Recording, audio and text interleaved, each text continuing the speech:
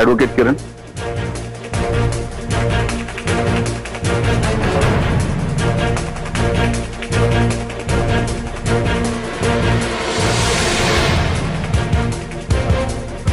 Your honour, पती पत्नीचं नातं, त्यात निर्माण होणारे तणाव, गुंते, या सगळ्याबद्दल जगातल्या प्रत्येक देशात, प्रत्येक भाषेमध्ये, प्रत्येक विचाराच्या प्रवाहात भरपूर उहापोह झालाय. सगळ्यात महत्वाचं म्हणजे या दोघांमध्ये जे काही घडतं ते फक्त 4 भिंतीच्या आत घडतं. ते पाहायला तिसरं कुणीच नसतं. त्यामुळे बऱ्याच वेळेला गोष्टी सांगोवांगी, कर्णोपकर्णी पसरतात, ज्या बऱ्याच वेळेला सत्यापासून फारकत घेणारे असतात. असंच मिसेस मंजिरी सत्यजित मुधोळकर यांचं हे म्हणणं की गेल्या 1.5 वर्षाच्या संसारात त्यांनी फक्त छळ सहन केला, फक्त त्रास सहन केला. हे असंच थोडंसं सत्यापासून फारकत घेणार आहे. आणि खरं म्हणजे हा खटला मिसेस सत्यजित मुधोळकर आणि मिस्टर सत्यजित मुधोळकर यांच्या नात्याचा नाहीच आहे.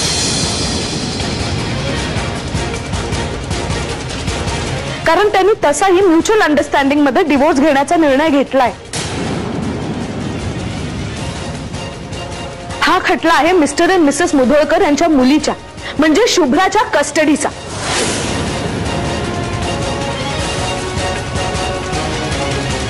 माझे आशील mister Satyajit Mudholkar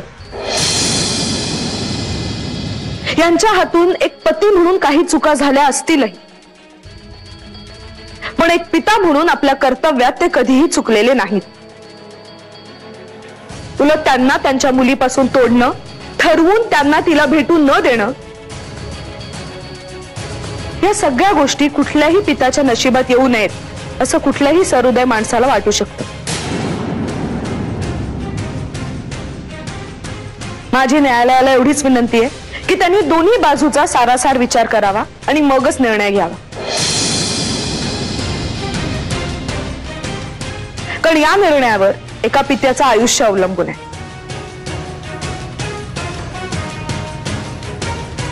that's all your honour.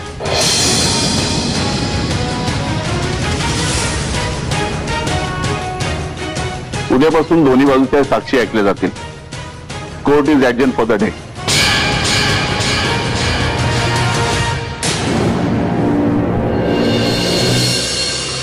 Mahmood मेरे, महमूद मेरे, जो तू नहीं तो कुछ भी नहीं है. ओ महमूद, महमूद, महमूद मेरे, ओ महमूद मेरे, जो तू नहीं तो कुछ भी नहीं है. महमूद मेरे, ओ महमूद.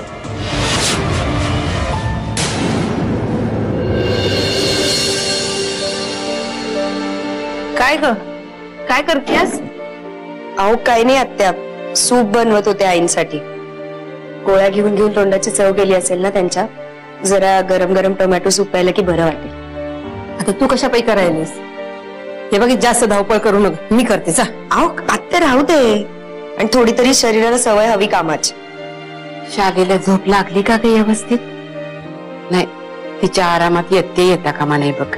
नाही, आता सुटली वहिनी. तिच्या पत्तेपणाकडे लक्ष द्यायला पाहिजे बघ. गोळ्या औषध चालू असताना तिचं खाणं पिणं बी व्यवस्थित पाहिजे, नाही तर दवा काम करत नाही. वय आता 1 डोस द्यायचा आहे, मग संध्याकाळी नाश्त्यानंतर 1 आणि मग एकदम रात्री. आत्या मी काय म्हणते, प्लीज तुम्ही हे सूप घेऊन जाता का आईंकडे? नाही म्हणजे मला बघून परत त्यांचा मूड नको जायला. काय होणार नाही तसे, तू काय बी काळजी करू नकोस. अगं धाकली सून आहेस तू तिची, तूच जा घेऊन. आमच्यासारखी तुला बी काळजी हाय हे समजते तिला. आणि समजा ती काय बोललीच तर तू मनाला लावून घेऊ नकोस. हं? जा. हे बघ मित्र, आई बरोबर बोलतीय. तूच हे सूप घेऊन जा, किचनचं मी बघते. अगं कशाला उगाच, त्यांना त्रास होतो ना, मग कशाला? जा म्हणलं ना. चल मी ऐकते तुझ्या बरोबर. चल.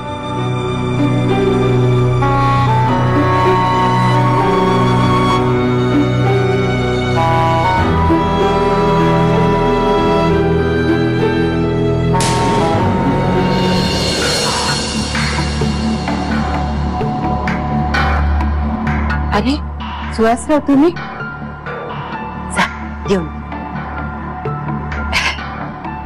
या. बस. नाही मी ठीक आहे. आज अचानक येणं केलं. सुहासराव, तुम्ही प्रियाने आली? पाणी घेऊन जातेस. नाही, प्रिया आली नाही माझ्या बरोबर आणि यापुढे कधीही येणार नाही, कारण मी तिला घरातून हाकलून दिली.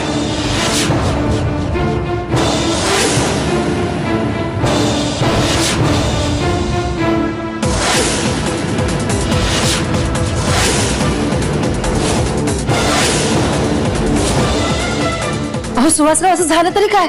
झालं काय? आमच्या लग्नानंतर माझ्या माघारी प्रियाचं आणि सत्यजितचं अफेअर चालू होतं हे तिने स्वतःच्या तोंडाने कबूल केलंय माझ्या समोर. इतके दिवस मला अंधारात ठेवलं, सगळं वागण्याचं स्वातंत्र्यच सोडलंय. हे बघा सुहासराव, तुमचा काहीतरी गैरसमज झालाय. नाही, माझा काहीही गैरसमज झालेला नाही. समजलं ते जरा उशिराच समजलं. आधी समजलं असतं तर माझ्या आयुष्याची अशी राख रांगोळी झाली नसती, बर्बादी झाली नसती. खेळ करून टाकलाय माझ्या आयुष्याचा आणि माझ्या संसाराचा दोघांनी, प्रिया आणि सत्यजित दोघांनी. मला असं वाटतं फसवणं, लबाडी करणं, खोटं बोलणं रक्तातच भरलेलं आहे दोघांच्या. नाही, पण या सगळ्याची शिक्षा मला कशासाठी? मी काय असा गुन्हा केलाय म्हणून त्यांनी माझ्या आयुष्याची अशी वाट लावायची? उद्ध्वस्त झालाय माझं आयुष्याची. विश्वासघात केलाय प्रियाने माझा. सुहासराव, मी काय म्हणते, आत्या, प्रियाचा आणि माझा याच्या पुढे काडीचाही संबंध नाही.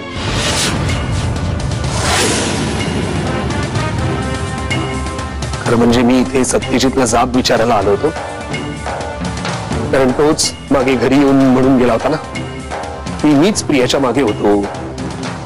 प्रियाची याच्यामध्ये काहीही चूक नाही, पण प्रियाने तर माझ्या समोर कबूल केलंय की तिचं सुद्धा सत्यजितवर तेवढंच प्रेम होतं म्हणून. हा काय खेळ चालवलाय त्या दोघांनी माझ्या बरोबर? सुहासराव, तुम्ही नाही आजी. आजी, आता मी ठरवलंय, प्रियाला माझ्या आयुष्यामध्ये काडीचंही स्थान नाही.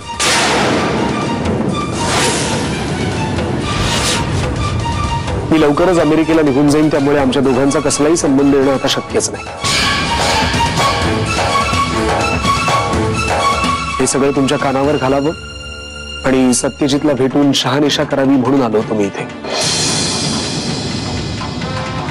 अहो पण सत्य तर नसणारच घरात, मला कल्पना आहे. आणि आता त्याला भेटून काय अर्थ आहे? पालथ्या घड्यावर पाणी तर आहे. येतो. अहो पण प्रिया आहे कुठं? मला माहित नाही. माझा तिच्याशी कसलाही संबंध नाही. ज्या क्षणी मी तिला घरामधनं बाहेर काढलं त्या क्षणी तिचा माझा संबंध संपला. मग या उपर जाऊन ती कोणाला भेटते, काय करते, काय बोलते याच्याशी माझा काही मात्र संबंध नाही.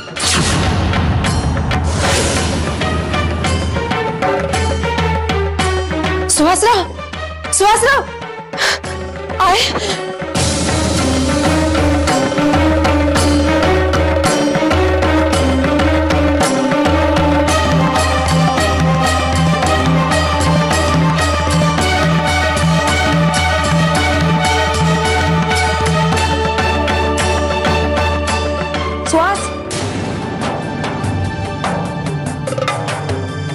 तुम्ही प्रियाबद्दल काही सांगणार असाल तर मला काही ऐकायची इच्छा नाहीये, तिच्याबद्दल बोलण्याची सुद्धा इच्छा नाहीये.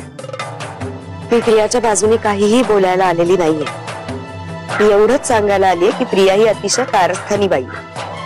रोज काहीतरी नवीन शिजत असतं तिच्या डोक्यात. तर तुमच्याच नाही तर दादांच्याही संसारात तिनेच आग लावली. त्या घरात मी जेव्हा आले तेव्हापासून मी बघते सत्यजित दादांना मिळवणं हेच एक तिचं ध्येय आहे आणि त्याच्यासाठी ती कुठल्याही थराला जाऊ शकते. हो, पण त्याचंही प्रेम आहे ना तिच्यावर, म्हणून तर होतं आहे. आपल्या आईच्या मैत्रिणीची अनाथ मुलगी म्हणून फक्त दादांच्या मनात तिच्याविषयी सॉफ्ट कॉर्नर होत. जेव्हा जेव्हा प्रियाने त्यांच्या जवळ जायचा प्रयत्न केला तेव्हा तेव्हा दादांनी तिला दूरच कोटलं. नेत्रावली, तुम्ही जे काही समर्थन करताय ना त्याने माझं समाधान होणं शक्यच नाहीये. कारण सत्यजित मागे स्वतः माझ्या घरी येऊन सांगून गेला होता की तोच तिच्या मागे होता म्हणून. पुन्हा एकदा चुकतोयस तू सुहास. यावेळी सुद्धा प्रियानी नक्की काहीतरी नाटक केलं असणार सत्यजित दादांसमोर की तू तिच्यावरती संशय घेतोयस त्यांच्या दोघांवरनं. म्हणून मग सत्यजित दादांनी तुमचा संसार सुरळीत व्हावा म्हणून सगळं बालन स्वतःच्या डोक्यावर घेतलं असणार आणि ह्या सगळ्या प्रयत्नात स्वतःच्याही संसाराची माती करून घेतली. काही माती भीती करून घेतली नाही, स्वतःच्या पापाची फळं भोगतोय तो. प्रियाच्या पोटामध्ये त्याचंच मूल आहे. कळलंय मला आता, ते तिनेच सांगितलंय मला. काय बोलतोयस तू? खोटं आहे. प्रियासारखी डाव खेळणारी दुसरी मुलगी नाहीये या जगात. तिला असंच वाटलं होतं की जसं मंजिरी वहिनी आणि दादांमध्ये वितुष्ट आलं तसंच तुमच्या दोघांच्या संसारामध्ये वितुष्ट आलं की तिचा दादांच्या आयुष्यात परत येण्याचा मार्ग मोकळा हो, म्हणून तिने तुला हे सगळं सांगितलं. माझी फक्त एवढीच विनंती आहे की प्रियाच्या कुठल्याही चुकीचं खापर तू दादांवर फोडू नकोस. त्यांची याच्यात काहीच चूक नाही. खरं सांगू का, माझा आता ना कोणावरच विश्वासच बसत नाहीये. म्हणजे यासाठी कारणीभूत कोणी असेल, पण नुकसान तर माझंच झालं ना. मान्य. नको, काही बोलू नका प्लीज, काही बोलू नका. काही ऐकण्याच्या मनस्थितीतच नाहीये मी.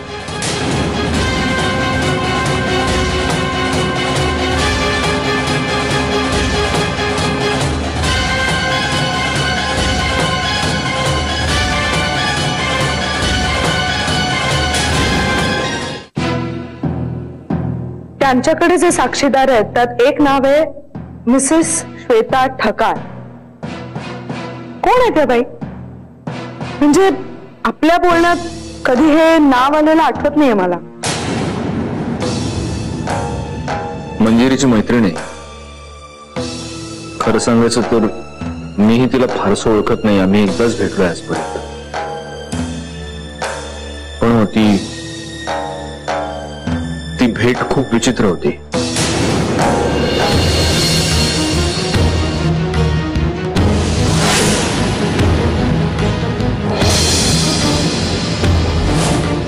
हॅलो. आई, मंजिरी कुठे? मंजिरी खरेदीला गेली. गाडी कुठली नेली तिने? गाडी नाही, मला माहित नाही. माहित नाही म्हणजे? तुला सांगून नाही गेली ती? अरे हो, ती विचारूनच गेली मला. पण ती परत कधी येणार आहे? मला माहित नाही. पण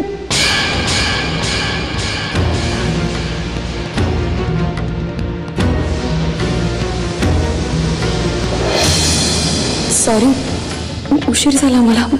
मी कुठे गेली होतीस? मैत्रिणीकडे. आई, तू म्हणाली होतीस की मंजिरी खरेदीला गेली आहे. हो हो, मी खरेदीसाठीच गेले होते. पण तिथे मैत्रीण भेटली मला, माझी श्वेता. आम्ही एका कॉलेजमध्येच होतो. ती मला म्हटली घरी चल, म्हणून मग घरी गेले मी तिच्या.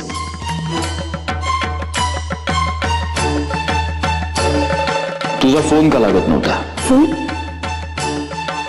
फोन माहित नाही. मी तुला सांगितलं होतं ना, काहीही झालं, मी जेव्हा जेव्हा या नंबरवर फोन करेन तेव्हा तेव्हा हा नंबर लागायलाच हवाच हवाच हवा. माहित नाही, रेंज नसेल तिच्याकडे.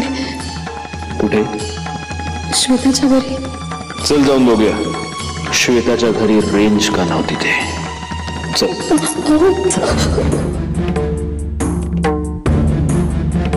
मंजिरी, तुम्ही आता इथे? श्वेता, चलो मंजिरी, मला इथे फुल रेंज आहे. तुझ्याही फोनला फुल रेंज आहे मंजिरी. हे बघ, रेंज आहे. हे बघ, रेंज आहे. हे बघ, इथे रेंज आहे. या फोनला फुल रेंज आहे. फुल रेंज आहे. हेही म्हणतायत इथे फुल रेंज आहे या फोनला. इथे सुद्धा रेंज आहे. हा आहे, हे बघ आहे, फुल रेंज आहे की नाही बघ बघ बघ बघ. आहे तुझ्या या फोनला फुल रेंज आहे. आता मला सांग मंजिरी, या घरात अशी कुठली जागा आहे जिथे तू उभी होतीस, मी तुला फोन करत होतो आणि माझा फोन लागत नव्हता कारण तुला रेंज नव्हती?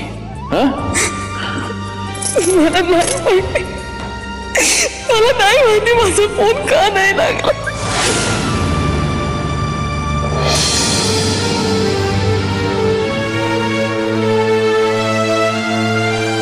माझ्या अनेक चुकांपैकी ही एक चूक, खूप मोठी चूक, आणि त्या चुकीची ही साक्षीदार.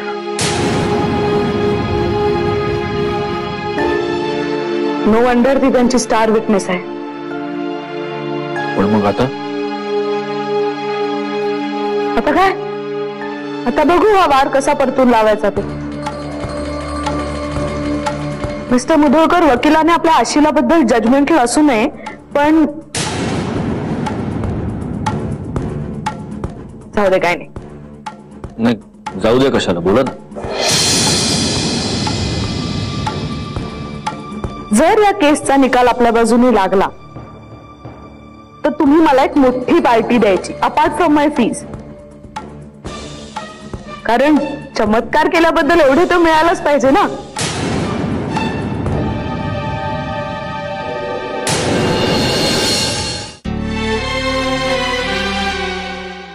हॅलो, आजी बोलतीये. आजी, कशात तुम्ही? माझं काय ग, पाऊस पडला काय, ऊन पडली काय, वटलेल्या खोडाला काय फरक पडतोय? तू कशी आहेस विचाराया फोन केला होता.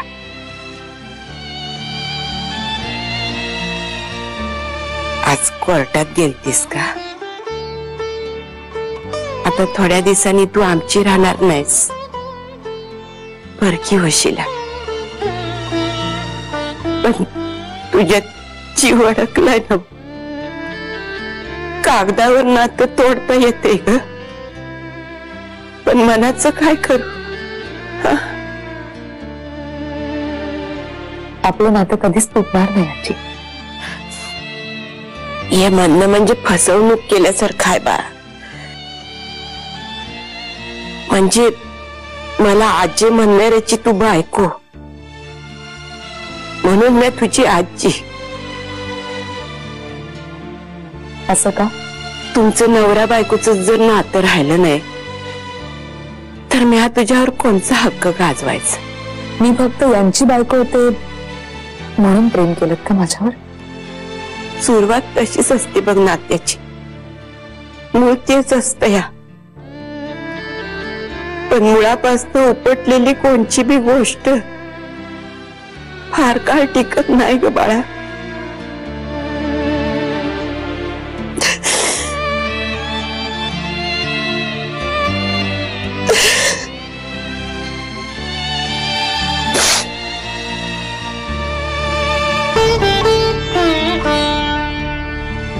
तुमची ती शोभेची फुलं असतात ना, तसंच होतंय बघस.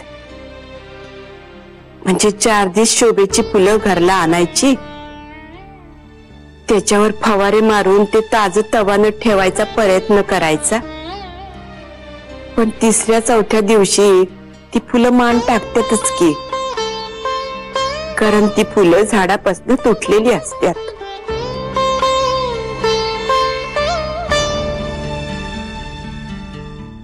गप झालीस एकदम.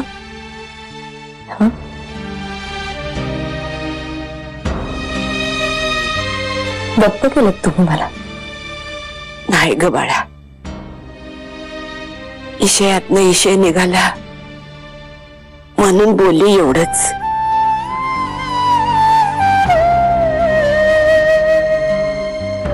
असं काळजी घे स्वतःची. ते कोर्टातले काळे कोट भीतीदायक वाटतात, पण तू धीराची आहेस. तू धीर सोडू नकस. तुझ्यासाठी अंबाबाईकडे रोज हात जोडते मी. झाडापासून तुटलेल्या फुलासाठी सुद्धा देवाकडे हात जोडतात. अशी फुलं कचऱ्यात टाकायची असतात आजी. आपल्याच दारातलं फुल आहे नव, ते सुकलं तरी अभ्यासाच्या वहीत जपलं जात या, आणि टाकून द्यायचं म्हणलं तरी निर्माल्य म्हणून वाहत्या पाण्यात सोडलं जात या. त्याला कचऱ्याची वागणूक कधीच मिळत नाही बघ. आणि मुधोळकरांच्या घरात तर नाहीच नाही. ठेवते.